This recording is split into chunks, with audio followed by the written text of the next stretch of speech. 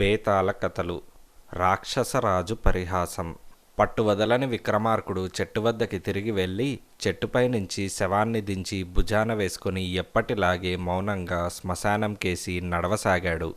అప్పుడు శవంలోని బేతాళుడు, రాజా, తన్నుమాలిన ధర్మం మొదలు చెడ్డ బేరం అన్న సామెత వినే ఉంటావు. ఏదో అన్నమాట నిలబెట్టుకునేందుకు నువ్వీ అర్ధరాత్రి వేళ ఎనలేని ఇక్కట్ల పాలవుతున్నావన్న అనుమానం కలుగుతున్నది. రాక్షసరాజంతటి వాడు తన జాతికి మేలు కాదని భావించి అన్నమాట నిలబెట్టుకోకపోవడమే కాక శక్తిమంతుడైన మహారాజును కూడా పరిహాసం చేశాడు.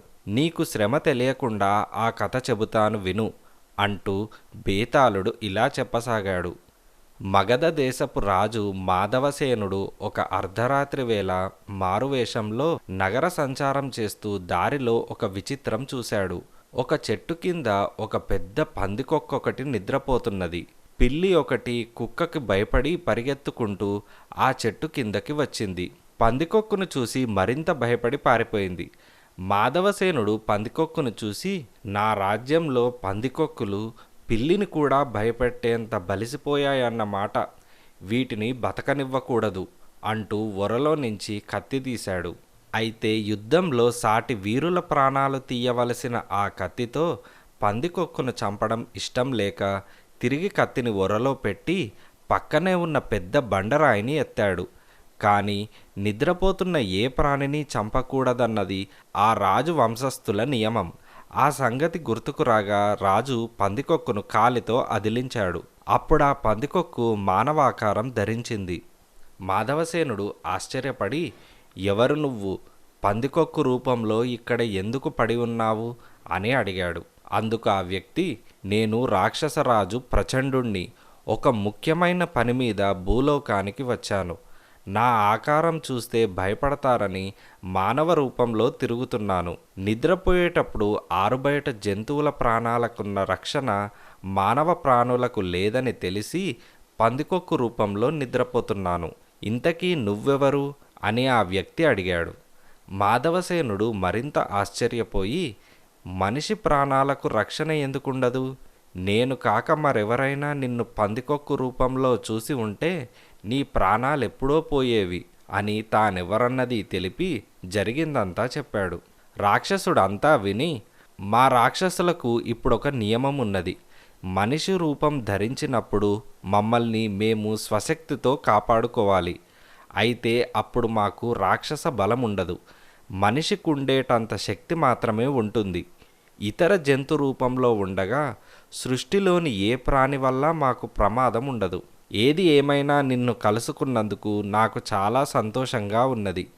మానవ ప్రభువుకు నా వందనాలు అంటూ మాధవసేనుడికి నమస్కరించాడు. నువ్వు మా రాజ్యానికి వచ్చిన పనేమిటి అని మాధవసేనుడు అడిగాడు. అందుకు రాక్షసుడు, ఇటీవల మా రాక్షస పౌరులు కొందరు భూలోక సంచారానికి వెళ్ళి నరభక్షణ చేసి వచ్చారు. నరభక్షణ రాక్షసులకు నిషిద్ధం కాదు, కానీ మాకిప్పుడు కొన్ని కఠోర నియమాలున్నాయి.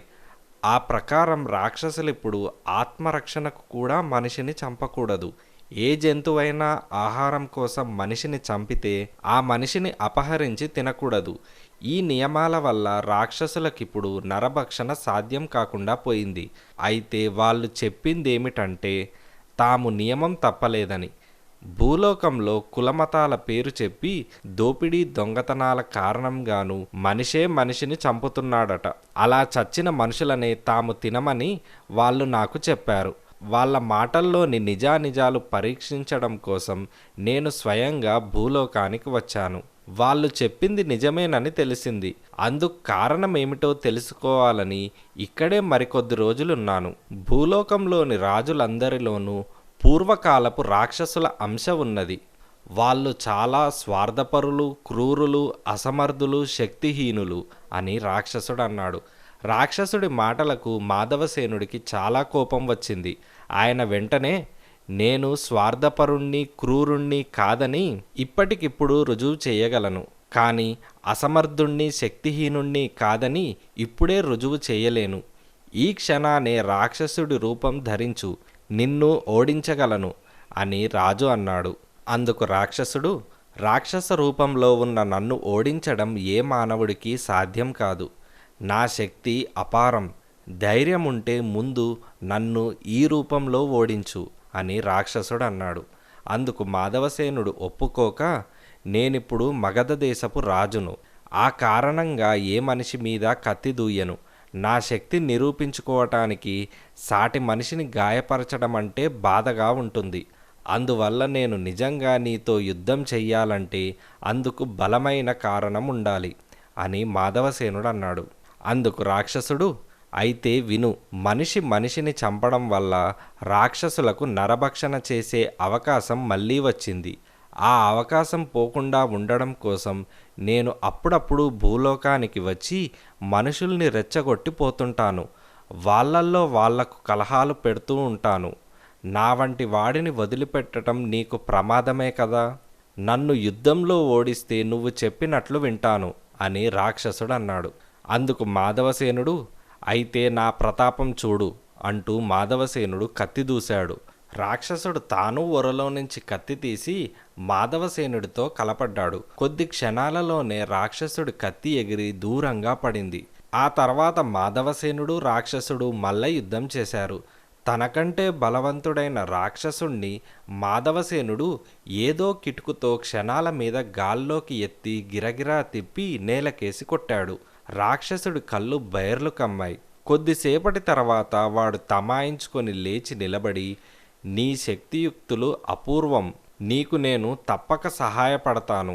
నీకేం కావాలో చెప్పు అంటూ అప్పటికప్పుడు భయంకర రాక్షసుడిగా మారిపోయాడు.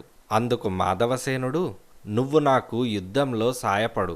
ఈ భూమండలానికంతకు ఏకఛత్రాధిపతినై శాంతి స్థాపన చేస్తాను అని మాధవసేనుడు అన్నాడు.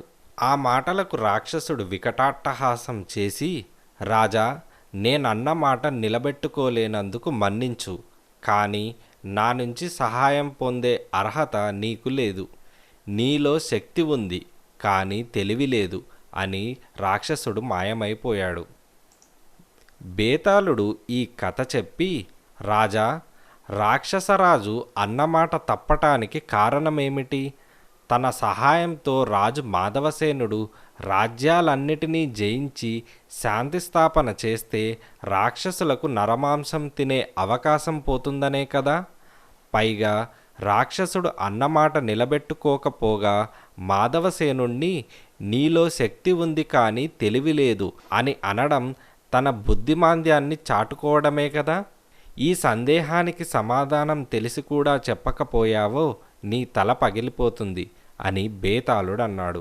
దానికి విక్రమార్కుడు, రాక్షసరాజు బుద్ధిశాలి, చాలా ఉదార గుణం కలవాడు. తమకంటే బలహీనులైన మనుషులను తన వారు చంపి తినకుండా ఎంతో కట్టుదిట్టం చేశాడు.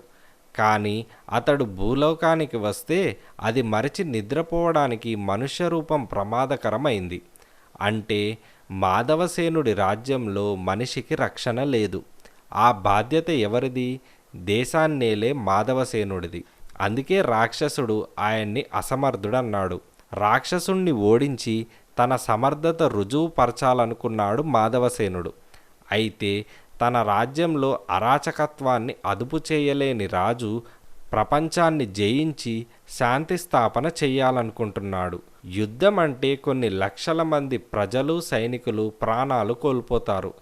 అందువల్ల లాభపడేది రాక్షసులే. నిద్రపోతున్న పందికొక్కు ప్రాణాలు తీయడానికే ఎంతగానో ఆలోచించి వ్యధ చెందిన రాజు మాధవసేనుడు యుద్ధం ప్రారంభించి లక్షలాది ప్రజల ప్రాణాలు తీయాలనుకుంటున్నాడు. అందుకే రాక్షసుడు ఆయన తెలివిని పరిహాసం చేశాడు అని విక్రమార్కుడు జవాబిచ్చాడు. రాజుకు ఈ విధంగా మౌనభంగం కలగ్గానే బేతాళుడు శవంతో సహా మాయమై తిరిగి చెట్టెక్కాడు.